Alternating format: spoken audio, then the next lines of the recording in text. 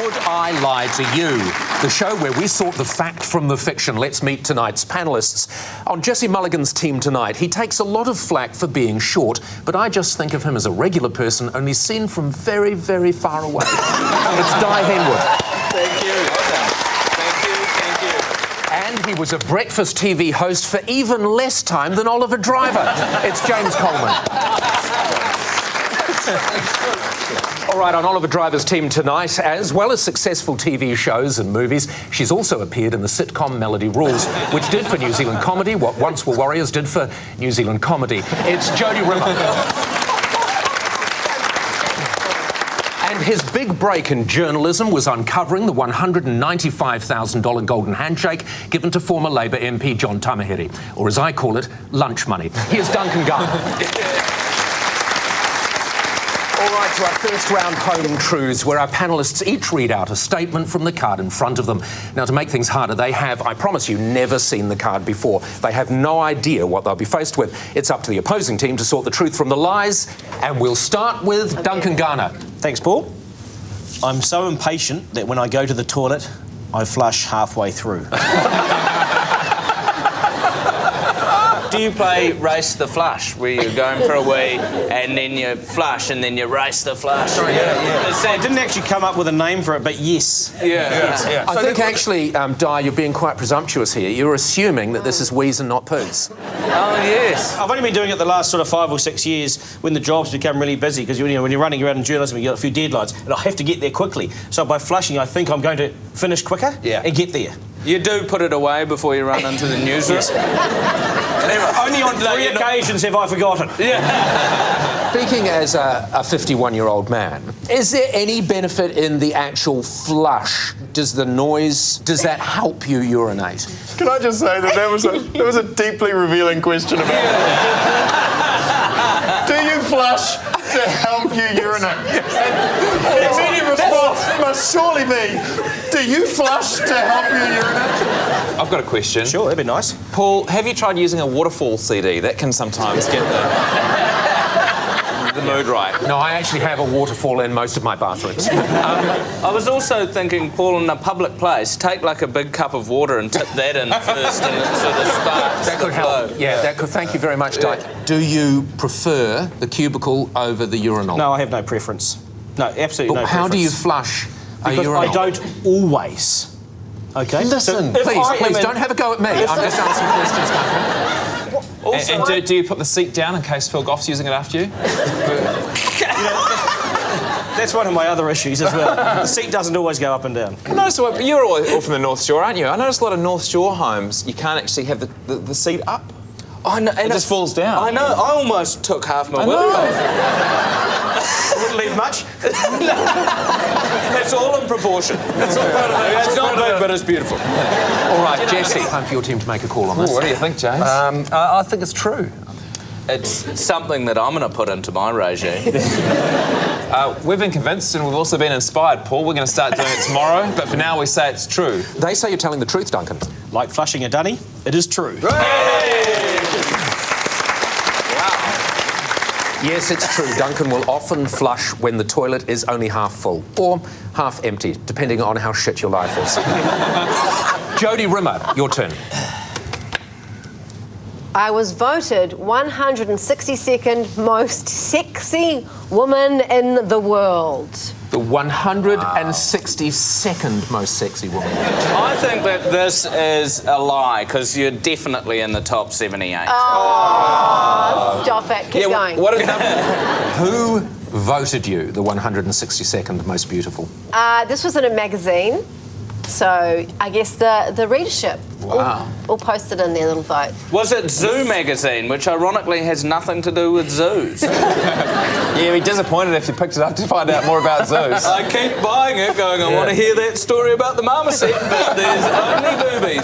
Was this the magazine that you were the centrefold of a while ago, and which I still have on my wall? Which Oliver wisely laminated. I have the 2 questions we need. Yeah.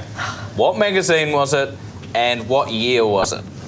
There's a magazine called Ralph. Di, when you asked what year it was, are you presupposing that if it were this year, she would not make 162? It was a few years ago.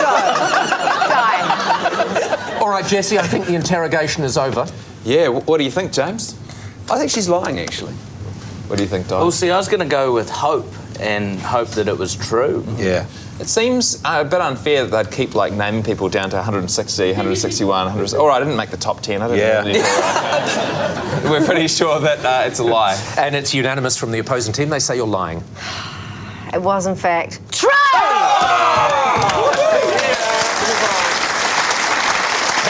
Yes, it was absolutely true. Jodie may have been voted number 162 by Ralph magazine, but Jodie, in our eyes, you'll always be in the top, say, 130. Oh.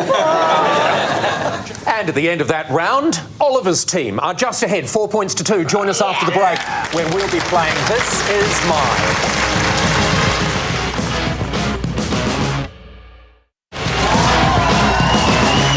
Welcome back to Would I Lie to You? Our next round is called This Is My, where we bring on a mystery guest who has a close connection to one of our panellists. Now, this week, each of Jessie's team will claim it's them that has the genuine connection. It's up to Oliver's team to spot who's telling the truth. Please welcome this week's special guest, Lynn. Welcome, Lynn. Good to have you on the programme. All right, Jessie, who is Lynn to you? This is Lynn. She provided the entertainment at my 35th birthday. Di. This is Lynn. She stapled all of my clothes to the wall. And James. This is Lynn, and she beat me in aqua jogging 3 years in a row. All right, Oliver's team. It sounds very straightforward to me. Where would you like to start? I think we should start with Di. Di, why did she staple all of your clothes to the wall? Well, I'm an only child, and so I had a nanny, and it was Lynn. And we always used to play practical jokes like Mum and me, and we had a big jelly fight. And then Your mum and you had my mum and I had like throwing jelly at each other. Not jelly wrestling, because that would be weird. Lynn found out that we did practical jokes and sort of stuff. So while I was at school, she stapled all of my clothes to the wall. And, you know, I'm a smaller man. I was even smaller, so it's only a few staples. I had a cleaner at the time who vacuumed a goldfish. So, out of the tank. So we had some weird goings on in our house. So stapling my clothes to the wall was not... Which wall? Well, just my bedroom wall. Like, I'd have bunks. I had a sweet-ass G.I. Joe poster, and then had all my clothes stapled to the wall thanks to Lynn. Geez, I tell you what, putting an only child in a bunk's really rubbing salt into the wound, isn't it? It's like getting them a tandem. What about the clothes themselves? Did they have holes in them when you yanked the staple out? Well, they're like jeans and a knit sweater, like a lot of knit sweaters. I was sort of like a young David Bain, pretty much. A lot of knit sweaters and jeans. Complete with the complicated relationship with your parents. And the empty bunks.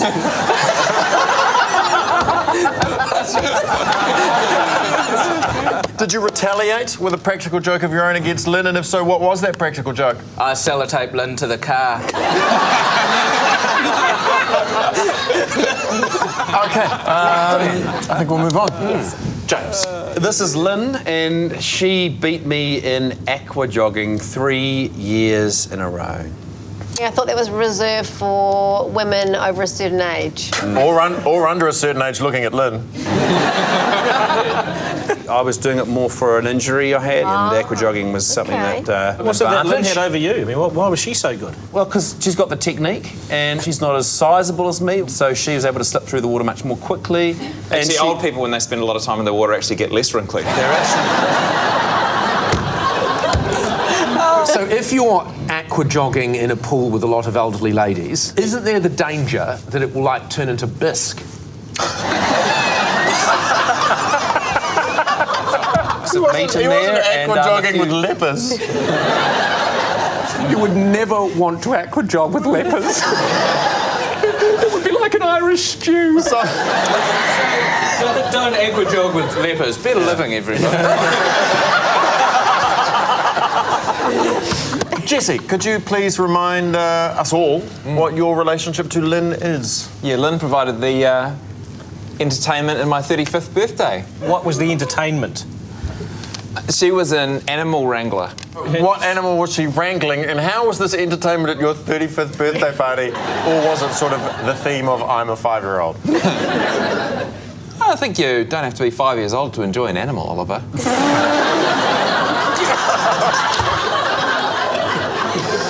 Which animal were you enjoying on your 35th birthday? What did you have, Lynn? You had a dog and a cow and a couple of horses. What did the animals do? Like jump through hoops in like a zoo? Or I mean, what I'll was... tell you what, they all did different things. One of the really good ones was Lynn had trained this dog. She had a birthday card for me, and the dog would run over, open a letterbox with its mouth, get the birthday card out and run up and come up to me, and then I opened it up and it said, "Happy birthday, Jessie," from Lynn and her animals. What did... not that that's not an amazing trick. And also an incredible 35th birthday. Indeed. But what did she train the cow to do? I don't recall much detail about the cow. I got to ride the horse, so... Jesse, where did you hold your party? At Lynn's animal menagerie. All right, so we're going back now to your 35th birthday party. You and all of your friends, the 6 of you are there together, and I'm being kind. Inclusive of animals. And you just stand around watching a dog go to the mailbox and collect a card.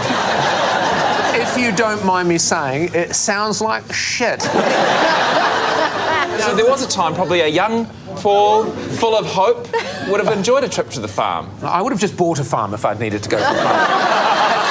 All right, do you want to deliberate? Jodie. Well, I think Lynn looks like a very fit woman. So doesn't. I think James. Are you saying that because the other 2 stories are fucking ridiculous? I totally agree. I think James is would be quite an accomplished aqua jogger, but not as good as Lynn. So Yeah. I'm going with James. Yeah. Rightio. We say Lynn beats James at aqua jogging. All right, Lynn, would you like to reveal your true identity? My name is Lynn from Clevedon Animal Farm, and Jesse came to our place for his 35th birthday.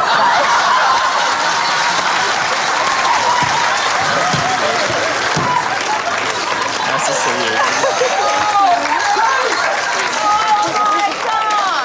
Yes, it is very, very sad. What did that cow do, Lynn? Just ate grass. Jesse had a great time at the animal farm, except for a brief moment in the afternoon when the pigs attempted to install a totalitarian regime. Ladies and gentlemen, Lynn.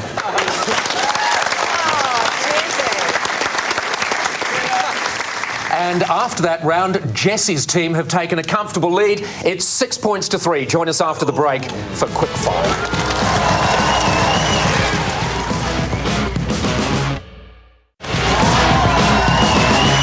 Welcome back to Would I Lie to You?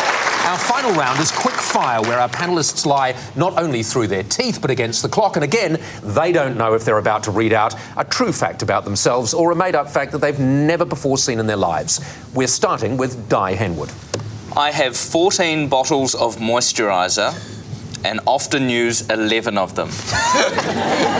You have a lot of hair on your face, so Yeah. why are all these creams so important? To be honest, we'll moisturise basically between there and there. Because I have a lot of natural oils, potentially jojoba, coming off my hair. So your 3 favourite ones? Well, my 3 favourite ones. Oh. In fact, I like Cetaphil. I think it's pronounced Avene. He's trying- This is. I don't want to be plugging products, Joe, but he's trying to think of his wife's cream. and Nivea. Sensitive for men. I wouldn't use 11 in one regime. I mean, that's ludicrous. Is it? You only use it on your face, or are there other parts of the body that you Well, it apply depends. it to? It depends whether I've had a dry night's sleep or not.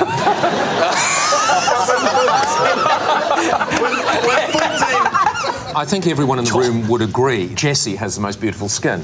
Would you like to just run your ladylike fingers over Di's face and tell me whether or not that feels like a moist Get face? involved, mate. Honestly. It's a bug. I feel a bit like a serial killer. Like, yes, this will make a good wallet.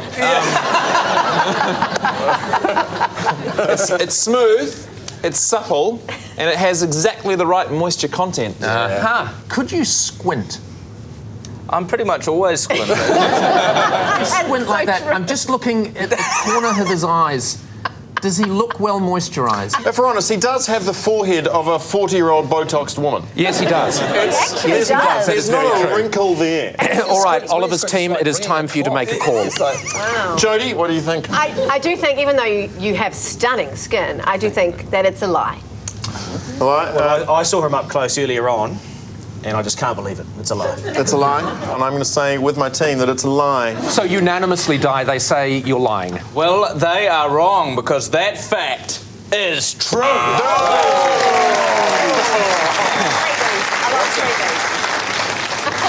Yes, it's true. Di actually uses all 14 of his moisturisers at different times, but what he uses the last 3 for isn't suitable for discussion on television.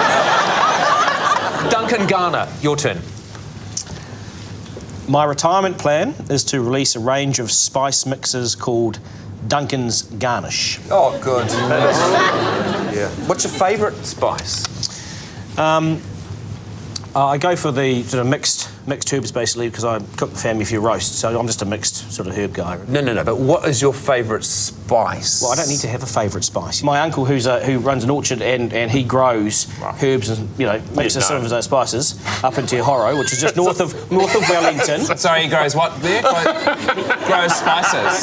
He runs Go an get orchard. a branch off the cinnamon tree, son. I'm going to grind me up Well, it's some funny flour. that, isn't it? It's funny that because he does walnuts and all sorts of things. I want to run a business. Okay, I want to run a business. Who doesn't? And if you go down to Pack and Say... Don't give me that tough political journalist face. I know. You want the answer to this? Are you the best face/body for a food brand? What they're diet spices. The diet They will be diet spices. So Are normal spices quite calorific? No, they can be, depending on what you're cooking. There's Right. If you cook a fatty steak, the spices... It's what you sprinkle the spice on that can be quite fattening. Give us one recipe. Tell us one combination Oh, of look, stuff. if you want him to list off turmeric, tarragon, a whole bunch of kind of spices, he can. Nicely played, team captain. Nicely He played. can do that. Parsley, sage, rosemary, thyme. He's got them all. He's got them all there. Am I thinking, Duncan, that parsley, sage, rosemary and thyme will all be in one mixture? But as I said earlier, I mean, we will use the sage, obviously, and the rosemary and the turmeric and the tallow. We will use that, but we want to limit it. We want to limit it because those big brands are tough, and we want to go in on my face, like Paul Newman's. Exactly. All right, Jesse. What do you think, Di? Pretty convincing? You don't have to know a lot about spices to get into the spice game, trust me. But he was hustling. Yeah, So I think it's a lie. It'd be pretty tough going to a venture capitalist and saying, I want to start a spice business, hoping that he doesn't ask you to name one spice. No, I don't think it's true, but I think it's definitely a great idea. Oh, it's definitely not true. It's definitely not a great idea. They say you couldn't possibly not be lying. How's this? It's a lie. Yes, Duncan's lying. That isn't his retirement plan. Actually, my retirement plan is quite simple, Duncan. I'm just going to stop working and live off my accumulated millions. Jodie Rimmer, your turn. I once streaked in church. Jodie once streaked in church. Was this during actual service or Sunday school or? It was Christmas Day, and and we had a champagne breakfast, and then we went to church, and we've been daring each other all morning at home to do weird stuff, and we're just a bit like that in our family. And it's towards the end of church, and it was just so boring that probably wasn't the wisest idea, but I just whipped my top off and just ran to the other side of church. Well, I bet the priest was glad he was behind the pulpit. The whole pulpit apparently fell forward. So you didn't go from the front of the church to the back, you went from one side to the other side. Yes. And then what did you then? Because you're just on the side of a church with your tits out. No. you can walk the whole way round. So I went and straight out, and my brother was there, and we were just absolutely pissing ourselves. Then we went to the pub. I'm just trying to picture this. Don't picture try and it. picture that. To be honest, I was trying to picture this even before she said the line. Dirty old man. Right from the beginning of the programme, I've been trying to picture it. But anyway, What did your parents Were the think? parents disappointed? Bill and Jan, were they a bit disappointed? Actually, that's why I'm so embarrassed with it, because my mother was completely horrified. My dad wasn't there because he's a heathen, but my mother was just beside herself, horrified. Oh, your father's the heathen. All right, Paul. Right, what do you Jesse. think, Di? This is a hard one. That's what the press says. Because Jodie is playful, I could see her doing a dare. I could see this happening. I know how things escalate, and then you're suddenly naked in front of a priest. Things can happen. I think this is true. How about you? There's something. No, I don't think it's true. I think there was a bit much to it. Paul, we think it's a lie. We know the Catholic Church. Nothing dirty happens there. They say you're lying, Jodie. That is in fact true. It's a lie!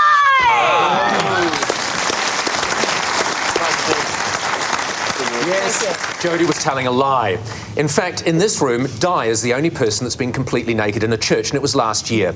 He was playing the baby Jesus in the Christmas choir. And that sound signals the end of our show, and I can reveal that Jesse's team have won with 8 points. Well done. Of course, it's not just a team game, and my individual liar of the week is Di Henwood. Yeah. I was going to give it to James Coleman, but I'm pretty sure Oliver Driver would have taken it off him if I had. Good night to you.